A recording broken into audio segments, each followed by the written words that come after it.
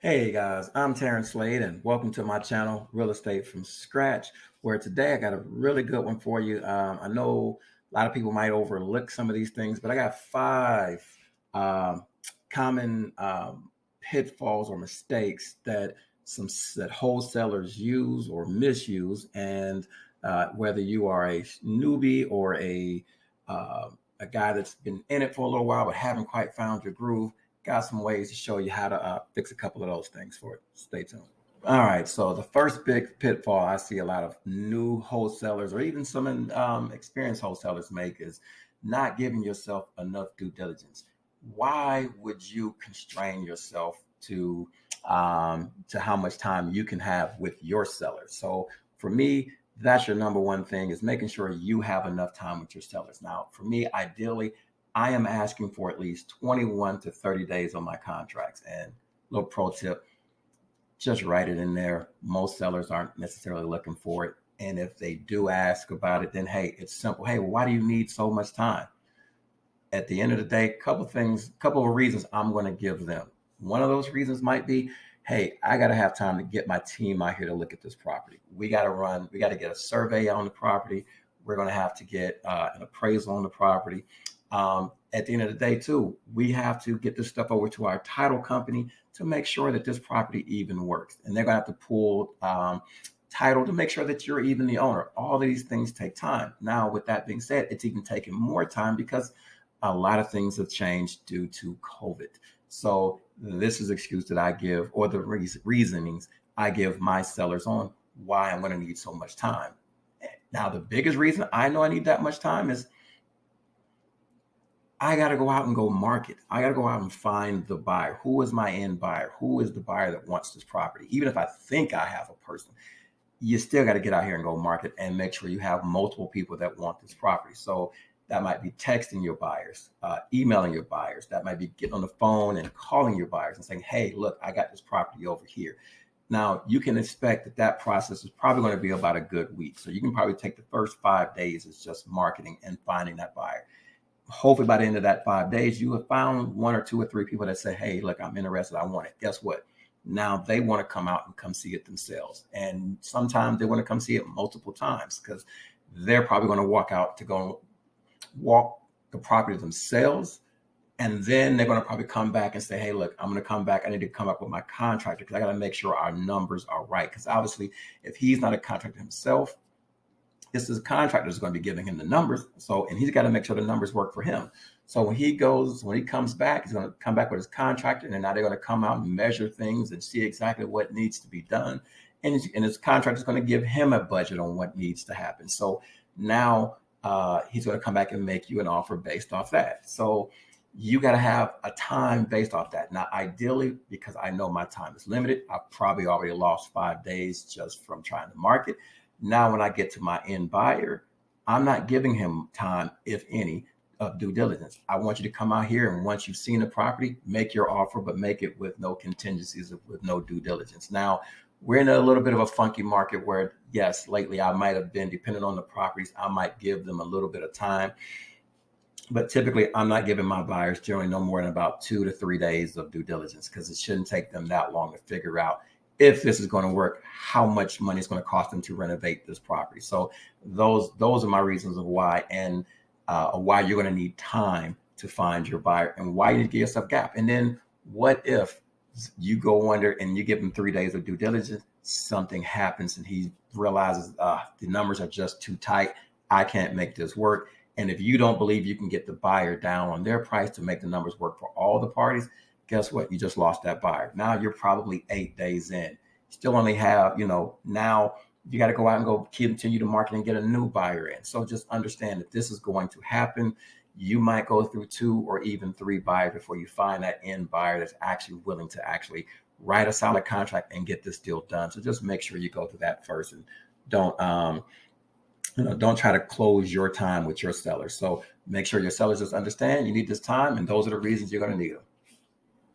All right, and reason number 2, simple, overestimating the ARV, or the after repair value. So you got to know your numbers. It's just really that simple, because if you don't know what the property is going to resell for, what can it reasonably go for in this market, then at the end of the day, how can you even know what to even offer the seller to purchase their property? So make sure you know your numbers, have a reasonable set. Ideally, you want at least 3 properties that have sold with a similar style, similar square footage, similar age, and uh, use those as your fundamentals of being able to gauge your ARV. Don't sit here and go off and grab a number out of the sky or grab the highest number that went in the market and say, okay, that's what this property is worth. Don't do that. So if you pull some comps and you realize there's, let's say you pull 10 comps, and you got a little range of them where maybe 3 to 5 of them are all falling in this 220 to 250 type time range. Use those. Don't use those other. No, if you got one that sold for 300, 325 or something like that, and don't use that one outlier, because that might be an outlier. Maybe that was a new construction. Honestly, maybe there's some fraud going on. There's a whole number of things that could have been happening with that property. Don't use the highest. Don't use the lowest. Get a nice little range in the middles. And then that way, when your buyers come and they're saying, hey, how'd you come to these numbers? Because credibility, again, is going to be key to you dealing with your buyers. And you say, hey, look, here's 3 to 5 comps that I pulled that support my valuation on this property. Now, it's credibility. So the buyer isn't going to be looking at you like, man, this man has no idea what the hell he's doing. So believe me, credibility is a big thing in this game. You want to make sure you always have yours on 100. All right, pitfall number 3, failing to build rapport with your seller and staying in constant contact with the seller. Quite honestly, this is no order I really put these in, but in my personal opinion, this is number 1. If you have not built good rapport with your seller, where your seller feels comfortable with you, because you got to understand, you are helping them sell or one of the biggest purchases they've ever made in their entire life. This is their number 1 asset they've ever purchased. And now they're trusting you to buy it from them, or in this case, wholesale it for them. This is what you got to understand. So you got to build rapport with the seller. They need to like you. They need to understand and trust you, and need to know that you're somebody that they feel comfortable with, because they're giving you the biggest thing they've ever had in their life. Now, in this process, and the reason why it's going to be good, because it's going to pay dividends later to have that rapport. Because ultimately, typically speaking, if you didn't do a good job in the beginning, you probably don't have the contract now anyway. So you're going to need good rapport in the beginning to even get the contract. So what if something happens and you need an extension? Maybe you didn't find your buyer in those, 21 or 30 days you thought that you need, or maybe you found the buyer, but now your buyer needs a little bit extra time to get this deal closed for whatever the reason is. You need to be able to go back and have a good open line of communication with your seller, that he understands and trusts you, that, hey, I can give you some extra time. Cool, no problem. How much time you need? Oh, we need extra, week or 2. Okay, great, sure. And then make sure you obviously write that out. And then staying in constant contact with the seller, because a lot of people put their sellers under contract, and then the seller doesn't hear from you again until closing. And then what happens? Trust me, there is someone else still calling that seller saying, hey, you want to sell your house? You want to sell your house? And guess what? If they haven't heard from you in 2 or 3 weeks, they may have forgotten all about you. So this is something that you're going to want to make sure that you do, is always stay in contact. And it's simple. Call them at least once a week. Call, text, give them a call at least once a week, just updating them on who you are, what's going on, so that they're just in the process. Because you got to understand, if you are absent, someone else will fill that void. So just my little tidbit on helping you to avoid a pitfall here in your wholesaling ventures. And number 4, not having a solid contract. Obviously, that's super important. Why? If you haven't noticed or don't know it by now, sellers lie, and they lie a lot. Why would they be lying? Well, one, seller's looking out. You got to understand, the seller is looking out for the seller. They're looking and hoping that they can work with you and you can actually help solve their problem.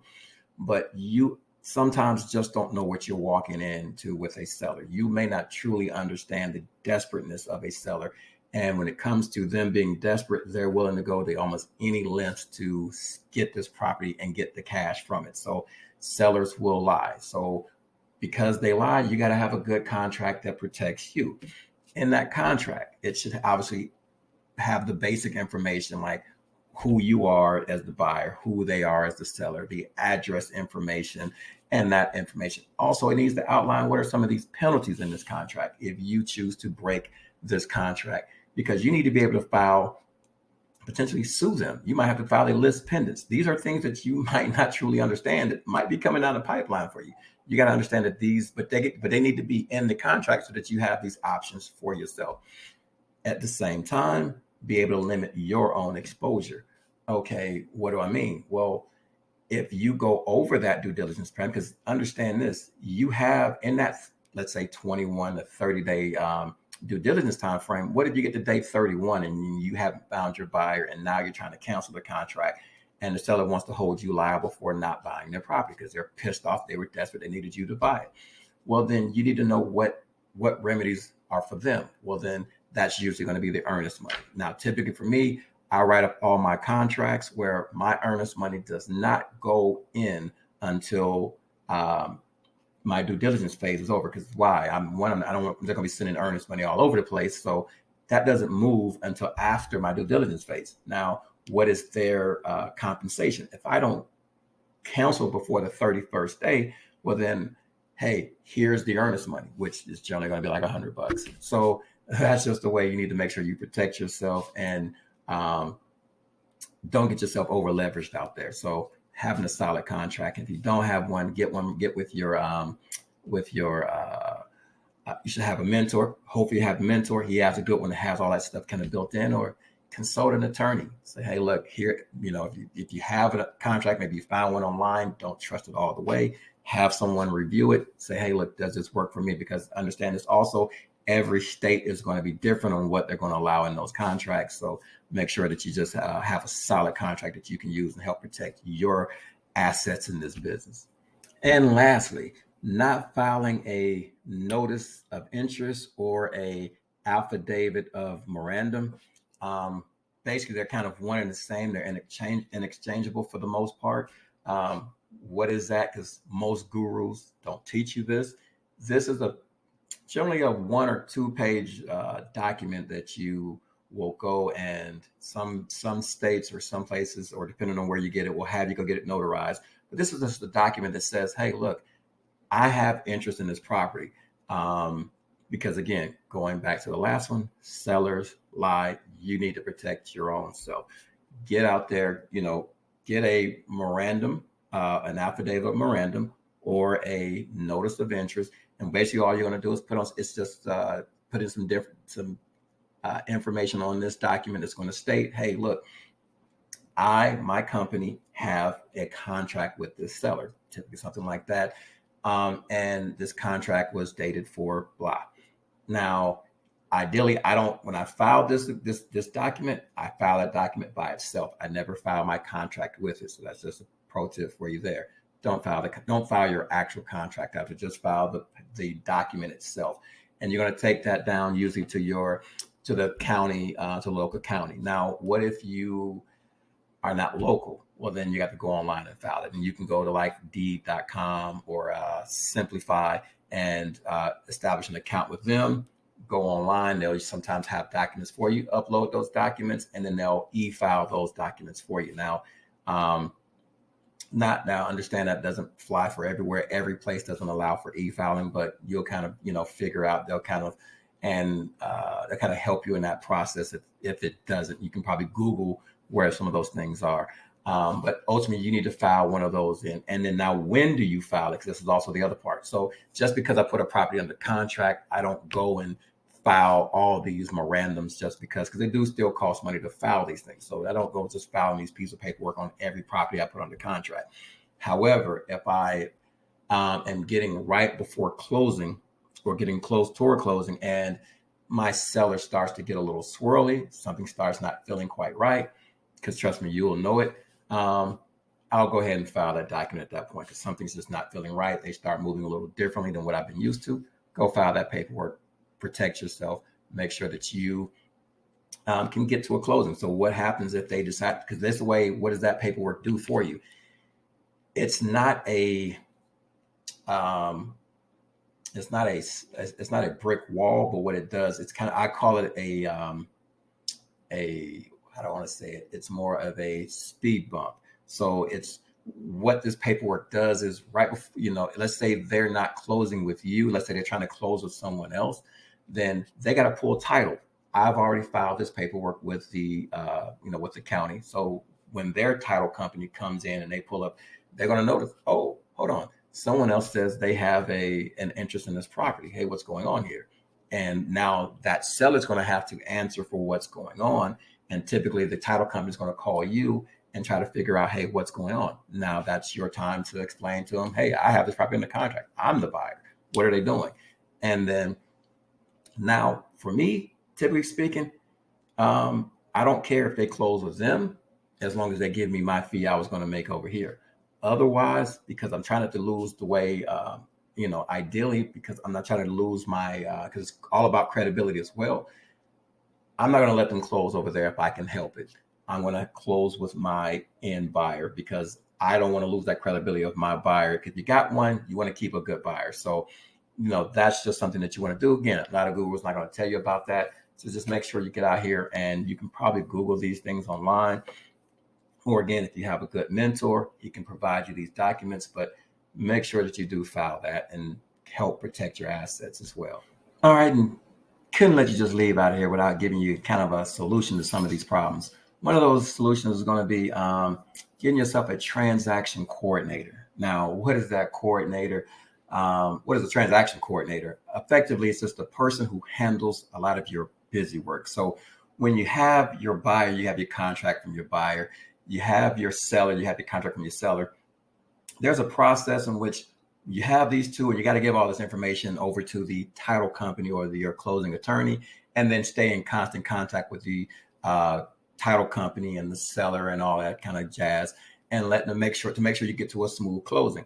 That's having a transaction coordinator that handles all that busy work, because you just assume that you get these two things and then everything just happens. No, there's a lot of busy work that kind of goes on to make sure you get this actually across the finish line. So get yourself a transaction coordinator to help along with that process.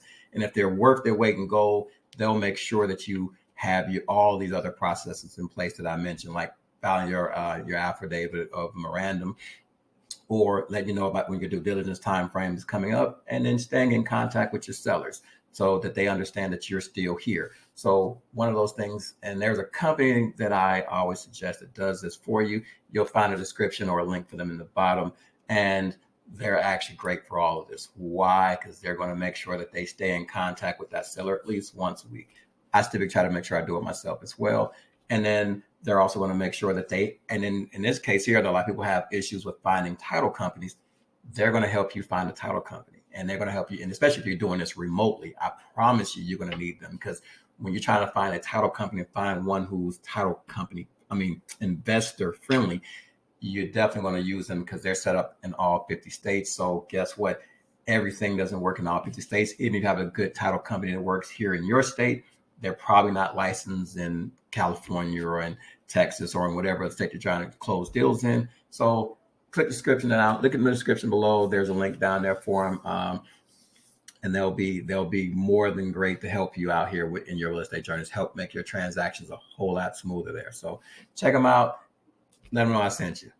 And as always, guys, thank you guys for hanging out with me, and I greatly do appreciate your support. So if you would hit that like and subscribe button here below.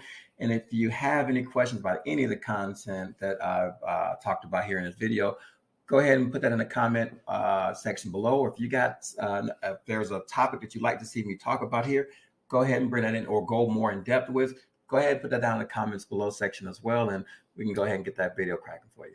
Other than that, be blessed.